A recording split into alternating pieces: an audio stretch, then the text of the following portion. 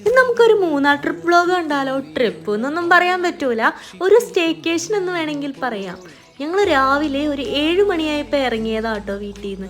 പിന്നെ നമ്മൾ ഏകദേശം ഒരു 10:30 ആയപ്പോൾ മൂന്നാർ ടൗൺ എത്തിയിട്ടുണ്ട്. നല്ല മഴയും നല്ല അടിപൊളി ക്ലൈമറ്റും ഒക്കെ ആയിരുന്നു.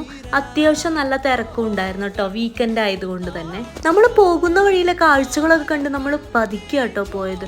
മൂന്നാർ ടൗണിൽ 10:30 എത്തിയെങ്കിലും നമ്മൾ സൂര്യനെല്ലിയിലായിരുന്നു നമ്മുടെ സ്റ്റേക്കേഷൻ. അതുകൊണ്ട് തന്നെ അവിടെ എത്താൻ ഏകദേശം ഒരു 12 മണിയൊക്കെ ആയിട്ടോ. മാപ്പ് നോക്കാൻ എൻ്റെ കയ്യിൽ തന്നതും ഞാൻ വഴികളൊക്കെ തെറ്റിച്ചിട്ടാണ് ആ ടൈം ആയത് കേട്ടോ.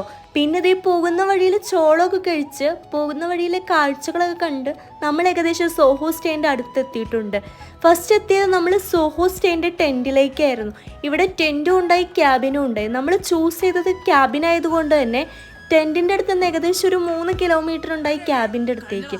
അങ്ങനെ നമ്മൾ ക്യാബിനൊക്കെ എത്തിയിട്ടുണ്ട്. അടിപൊളി സ്റ്റേ ആണ്, അടിപൊളി ക്ലൈമറ്റും. അപ്പോൾ ഇവിടുത്തെ വിശേഷങ്ങളുമായി അടുത്ത വീഡിയോയിൽ കാണാം. അപ്പോൾ ശരി, ബൈ.